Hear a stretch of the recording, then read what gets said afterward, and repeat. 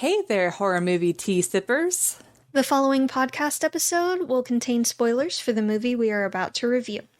If you have not seen the movie and do not wish to have anything ruined prematurely, please do not continue to watch or listen until you have seen the movie. And welcome to the Horror Movie Tea Podcast.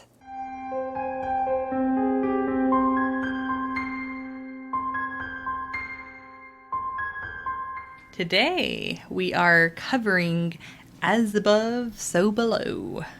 But before we go into the review, let's grab our cups and talk about tea. I am using my Please Don't Kill Me mug on our Teespring. I am drinking the Republic of Tea Earl Grayer tea, which the caffeine's starting to kick in. And it's got black tea leaves and bergamot oil, as is typical with Earl Grey. Yep. And I am drinking Republic of Tea's Rest tea.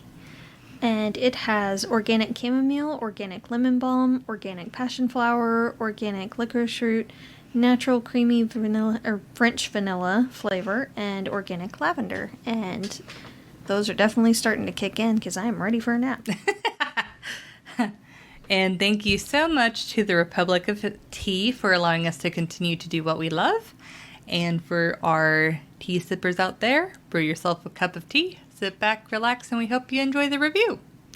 So for the summary, she is following her father's footsteps with trying to find the Philosopher's Stone. And they talk about like Nicholas Flamel and all of that and kind of like give you the alchemy mythos that we've a lot of us have heard before. And they figure out that it's probably in the catacombs in like a secret or like well hidden pathway. And so they take a party that is familiar with the catacombs through, and weird stuff starts happening, and it just gets weirder and weirder. People start dying, and yeah. Yep. So, for entertainment, I'm so good at summaries. This is fine. So, I will say, this is one of those types of movies where if you're just watching it surface level and you're not really paying attention to it, it doesn't appear to be that great of a found footage film. Because I had watched it for the first time. I had slept. Took in a small couple of micro naps while I was watching it. Because it is a little bit slower. And I was like, wow, this is a really terrible movie. But I had stumbled upon, it's like a video that was like, oh, why this is the best found footage movie. I'm like, what? What the heck? And they kind of like gave a better explanation on how this movie is actually known as like a modernized version of Dante's Inferno mixed with a lot of like alchemy history and that kind of like mythos. And rewatching the movie since that, it has allowed me to appreciate it a lot more. And it's like, I like how the movie starts off with giving you a strong sense of motivation for the character. Like, how did I describe it? Yeah, I said it's like National Treasure combined with The Descent. Where it's like, oh, this means this thing. But then you have that creepy, like, as they're descending down, it's just like, things get worse and worse and worse. But it's like, it definitely, instead of feeling like a horror found footage, it almost feels like an adventure that they're going on. Almost. But I will say, the fact that it is a found footage film, I don't completely understand why they did it that way. Like, on the one hand, it is unique that they had the different head cams, but at the same time, I feel like it would have been just as good of a movie, if not slightly better in quality, if they had just, like, not made it a found footage movie. Like, keep the same, like, storyline, but just have, like, your actual, like, cinematic filming technique. And it probably would have helped a few of the scenes deeper in the catacombs make a little bit more sense, because sometimes whenever the people are like moving their heads and there's that shakiness, it's hard to gather, it's hard to orient yourself on like where they are and what's going on. I feel like they were trying to play into the labyrinth that is the catacombs by doing that. Yeah, and it definitely does help make it feel easy to be lost in and stuff like that. But everything looks the same. Yeah. But I personally would have really loved to see a version of the film that is not like found footage based. But I think it also came out around the same time as it was really, really big. Yeah. Yeah. Which is why I feel like this movie gets lost pretty quickly. But it really is. I mean, it's not everybody's type of movie. It's a slow burn type of movie, but everything, like if you pay attention, everything that is shown is intentional. And so it's like you feel like you get a lot of reward for paying attention, and then later on, because you know they play on the elements of like as above so below. So it's like if you pay attention to what happens in the first like half of the movie, as they go into the second half, you're like, oh, that relates to that and that relates to that. So that makes it fun to watch and like be able to like coordinate. I did think like some of the things that they had to do to make it through the cave, like the rectifying through their sins or whatever, that was pretty interesting. Also, like, the puzzles to get, like, through. And the fact that it's like, oh, we're really deep in the cave. We're so deep that now we have to keep going deeper in order to surface up. Which, in my mind, I'm like, well, what if the surface that you go to is not actually the surface that you came from? What if it's, like, an alternative universe or whatever? Like... That's literally what I wrote. But this movie... Just so y'all know, we don't actually show each other our notebooks before we record these. Yeah. It's like sometimes we'll pass like a little bit of our thoughts, but we don't really go into it until... We don't like trade notebooks and talk thoroughly in depth before each of these, so... Yeah. Which is why our episodes are hit or miss in quality. A little bit. Some of them are a bit chaotic. It's fine. But... They keep going deeper. Yes. And, like, this movie isn't inherently scary, but definitely has some, like, creepy parts to it. It has a lot of intensity. Yes. Yeah. A lot of tension, a lot of creep factor, like the piano that is like randomly there with the same note. That so it's more psychological than jump scary. But overall, like I said, it's not a movie for everybody, but I really enjoy it. And if you like the movies where if you pay attention to it, you kind of get that feedback. And honestly, I've watched it multiple times, and each time I watch it, I've noticed something additional that I didn't notice before. And maybe it's because I'm not super observant, but either way, it's a possibility. I think it's worth at least one watch. So, yeah. Yeah. Oh, wait, did I even say my rating? I don't think you did. Oopsies. Oopsie poopsies. I'd rate it as a 7.5. Because it's like, it doesn't deserve to be down with, like, Child's Play and I forgot what the other 7.25 was. Hell House LLC 2. Like, it doesn't deserve to be in that tier. But it definitely doesn't deserve to be higher than a 7.5 because it's not, like, a go-to movie that I go to all the time. It's like, I have to be in the mood to want to pay attention rather than zone out. Yeah. Watch it. So, I also like this movie, but I feel like it's the kind of movie that I almost have to be in the mood for. And if I'm in the mood to watch it, then yeah, this is a good movie and I enjoy it. If I'm not really in the mood to watch it, then it's just kind of eh. So it's kind of hard to rate in that regard. I think I'm going to give it a 7 though.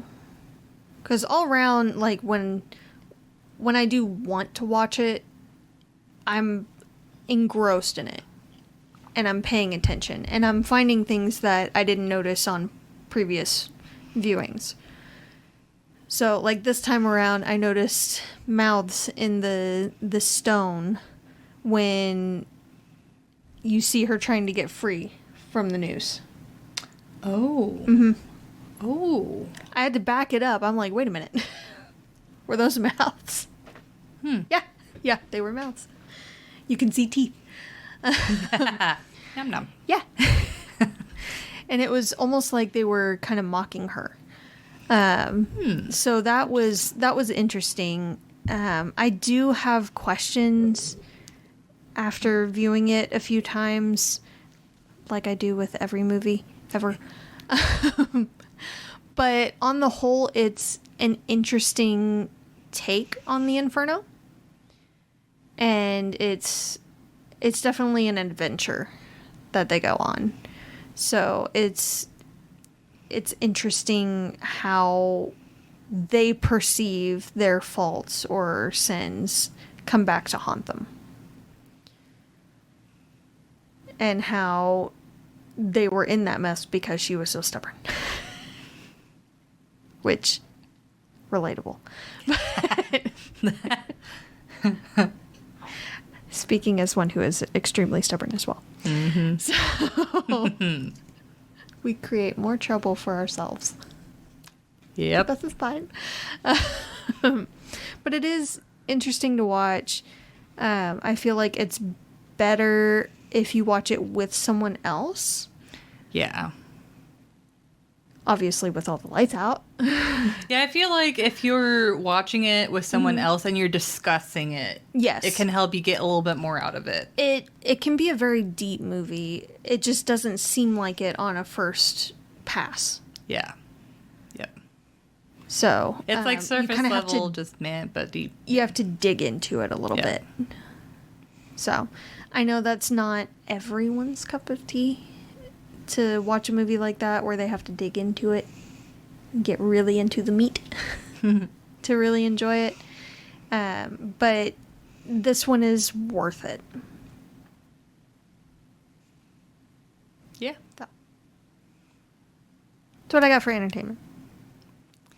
We'll get to realism where some of it just kind of irks me, but Well, it's like realism is pretty tough because it's a mixed bag, really, where there are some things that I can see are realistic and like some of their reactions.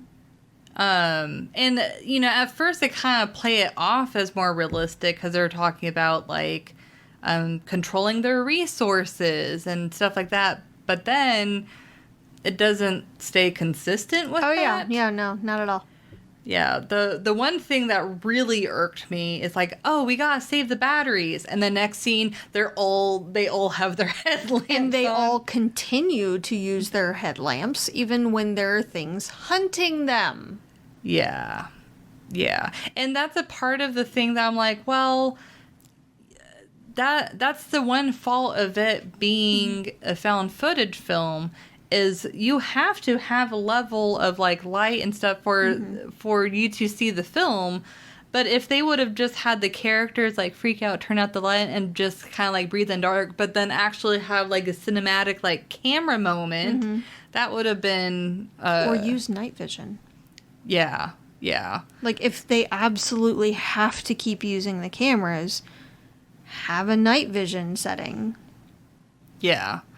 So yeah. So the audience can still see what's hunting them in the dark, but the characters don't necessarily know it. Yeah. But like on the one hand, Benji freaking out about being in a tight space was pretty realistic, because I've had that type of reaction before. Being in a tight space. That's how I didn't know what that was until I was a dumb kid and decided to squeeze in a super small space. And then I'm like, why am I panicking? I did this to myself. Yeah. But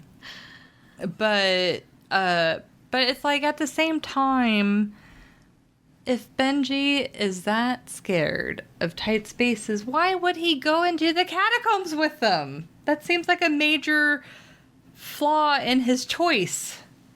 Because, like, I understand... Because movie's got a movie and he was making a documentary. Yeah. It's like, I understand on the one hand, you know, if he's like, oh, we're going into the catacombs and there's plenty of walking space, but it's like, they implied very heavily before they even went in that they're going to go in areas that no one has ever been before. And it's like, if you are claustrophobic and you don't know what to expect,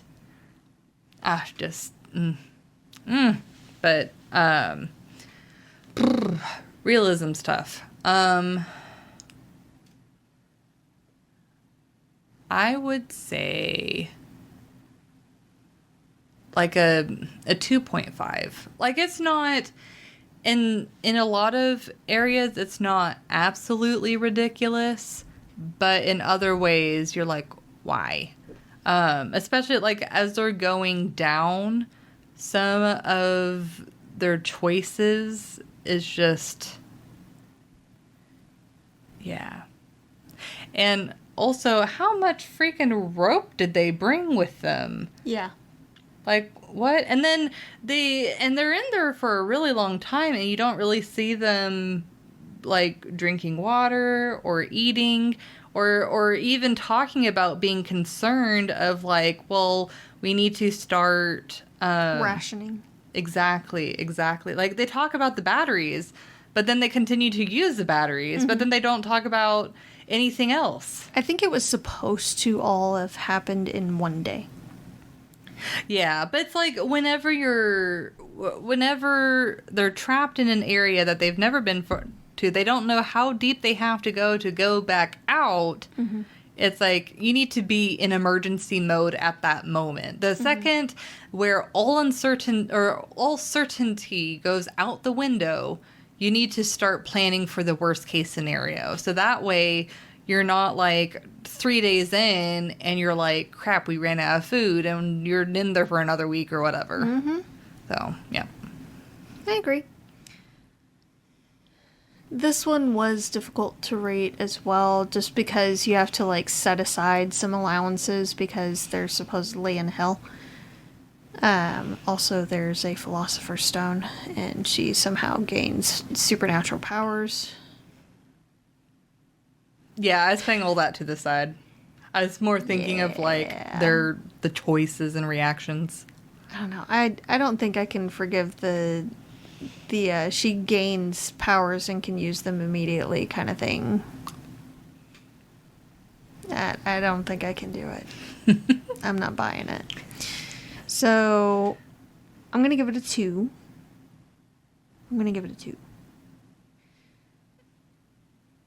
I don't understand why, when she heard about the place in Iran, or however you want to pronounce it, I've heard it multiple ways,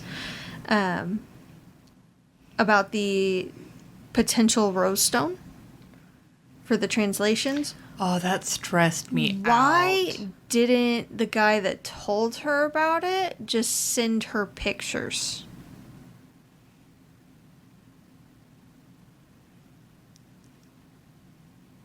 Like, she could have told him, there's something else there, they're going to be wrecking it anyway, break through, and send me whatever you find in there.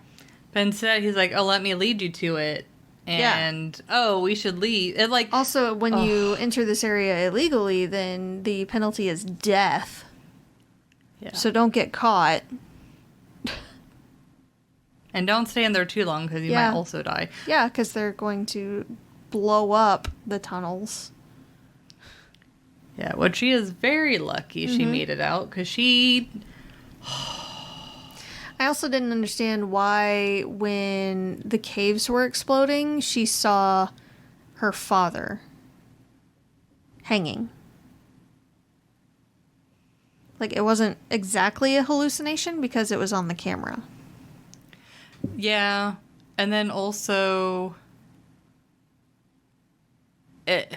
she wasn't going through the trials or anything yet at that point. Exactly. So if that scene was more from like a cinematic standpoint instead of found footage, then that would have made a bit more sense. She's so stressed out, she's hallucinating, kind of thing. Yeah. But because it was like in the camera view of found footage, it just seemed very out of place, especially at that point in the movie. Yeah. It made more sense when they were actually going through the trials and the different circles of hell and things, but not in the very beginning there. Yeah. Yeah. Also, I did love, honestly, the chaotic good of the guy breaking into different places to fix them. Like, normally when people break into places, it's just to see if they can, or to take stuff, or generally cause havoc. But he goes into different places to fix stuff. Yeah, and it's like, what do you do? Is like, good. we're arresting you for the crime of breaking and entering, but you also fixed the spell that hasn't worked for over 200 years. Like, yeah. What do you do? Yeah. So it causes confusion, of course, but people are mostly happy, so... And I find it very, very interesting. It was big movies got a movie moments when they keep saying, you know, if the police catch us down here with this stuff, we're screwed. And like, I'm only walking you down there, but that's it. Like, I was just going to be your translator. Oh, yeah. I'm only walking you to the place where even the entrance, if you get caught at the entrance by the police, you're getting charged with trespassing or something of the like. But I'll go ahead and walk you there. Yeah. When he is upset about getting arrested in Turkey. Yes. Yeah. And adamant about I'm not going down there. Then why not just say bye at the van? Yeah. Bye, have fun, good luck at the van. Yeah. It was definitely a movie's got a movie moment that didn't necessarily need to happen. Yeah. Another movie's got a movie moment is when they're talking about the mole. Oh, yeah. And they're like, oh, something's wrong with him. And proceed to get closer. Yeah. So he could kill one of them and then run off, and then he was no longer a problem. Like, we never see anything from him again. Yeah, it's so weird. It's like they talk about him, but no sign, and then he appears, and then he's in there for a little bit. Then he causes chaos, and then he runs. He's kind of their guide at first, leading them into the trials itself once they cross the threshold. Yeah. But then afterward, he kills one of them and then leaves. And then he's no longer a problem. They don't see him. They don't hear from him. He doesn't call. He doesn't write. Like, he's no longer a problem. No Pasco. Yeah.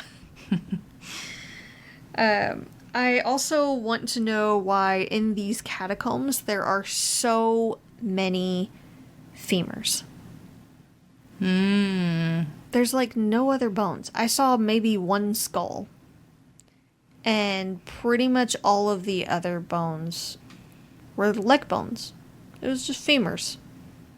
Very true. Like, I get that that's one of the most recognizable kind of bones. But there were millions of corpses.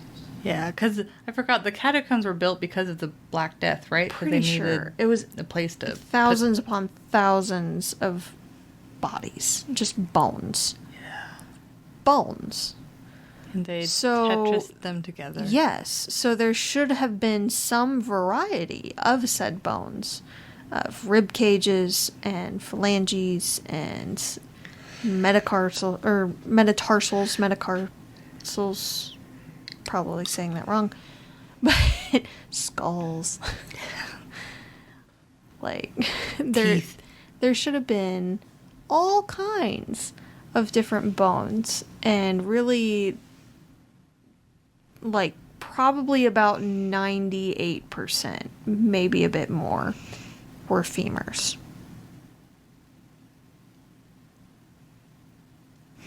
Maybe it's the hardiest of bones. They are.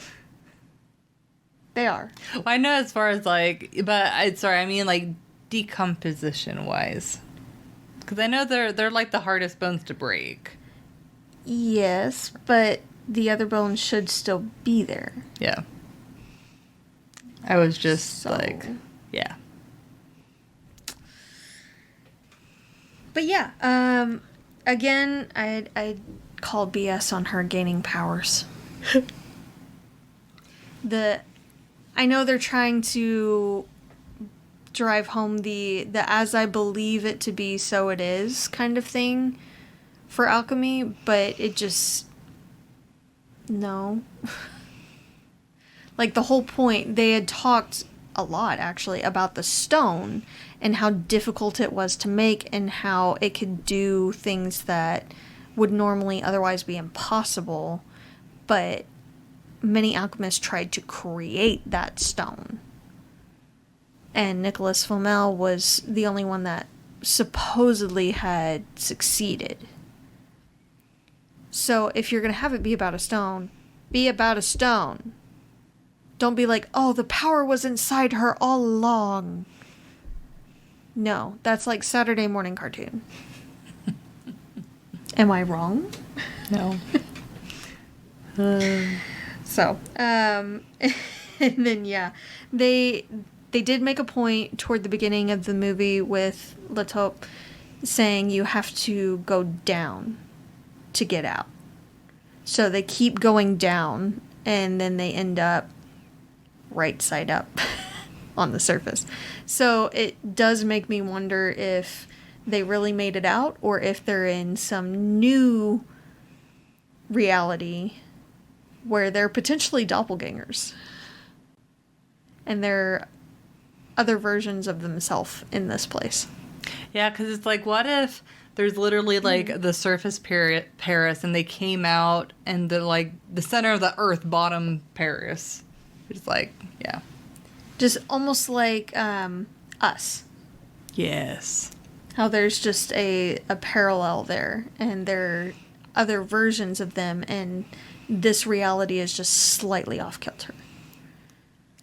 Yeah, because it's like, I remember the first time I watched that movie when they first came up, I was like, I'm not sure this is a happy ending for them. I don't know if this is a good thing. Yeah. Did they actually escape, or is this a new level of hell? Yeah. But I guess, with the interview and stuff, they kind of established that, like, everything's fine. But, because I mean, that was supposed to have been before they even went down there. okay. I was, They just I didn't spliced know it if in. okay. I didn't know if it's a cutback or, yeah. Yeah, they spliced it in. Also, I feel like they were reaching with some of the quote-unquote sins. Because they did say they were sins that they had to rectify in order to get through it and come out alive. So, I feel like they were reaching with the sins there with George. He was a kid in an unfamiliar environment, in a high-stress situation, and he got lost, which the odds were kind of against him on that one. Like, Yeah. it makes sense that he would have gotten lost, and it wouldn't have been his fault. He did the best he could. He did try. It's not his fault that he got lost. It's unfortunate, but it's not his fault. I understand Zed's, yes, that I would consider a sin. You know that kid is yours and you don't acknowledge them, you deny them. Yeah, that one makes sense. But the girl's sin, quote unquote, was not picking up the phone? What if she was in a situation where she couldn't really pick up the phone, or she was exhausted and thought, I'll call him tomorrow? Like, it's not... She had no way of knowing that he was going to kill himself. Yeah. And she has no control over someone else's actions. Yep. So, I wouldn't necessarily call that a sin. Again, I would say it's extremely unfortunate and very sad. It's like it's not her fault. Yeah, it's like I can 100% get why she would potentially blame herself, but in actuality, it absolutely had nothing to do with her not picking up the phone. Exactly. Yeah. So I don't really count that as a sin, so I feel like they were reaching for a couple of those. And we don't necessarily know what happened with the car fire, so we can't say either way there. Yeah. That was pretty decisive, too, of a death. And it's like, in cases like that, it's difficult for a movie like this to create that balance of having likable characters that have done something really terrible. Mm-hmm. So I think they erred on the side of caution and leaned on more likable characters and had the sins like less like terrible or whatever. But on the flip side, that meant that it's like, what sins are you repenting for? Yeah. It just didn't make as much sense there. Yeah. So, but that's what I got. Yeah, like overall, like I said, I completely can see that this movie is not for everybody. Mm-hmm. But I think if you enjoy like deeper level movies, then you'll probably get some enjoyment on this. Oh, sorry. Huh? Sorry. One more thing. Yeah. When George got his throat bitten into, he would have bled out before she was able to come back to save him. Oh. Yeah. Yeah. About 90% sure of that. Yeah. Yep. Sorry. Continue.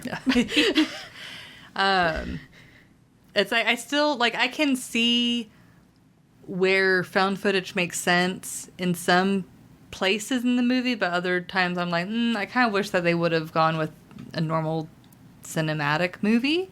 But overall, I think it's worth a watch. Definitely. So, but thank you for joining us today, and let us know what you thought of the movie.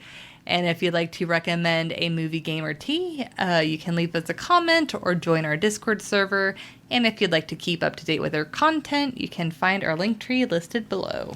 And if you'd like to support us monetarily, we have a Teespring and a PayPal donate button, or we have our affiliate link with Republic of Tea available. It does not affect the price of the tea, it just allows us to continue to do what we love. You can find all of the sites mentioned linked below. But until the next time, guys, stay safe and stay spoopy. Bye!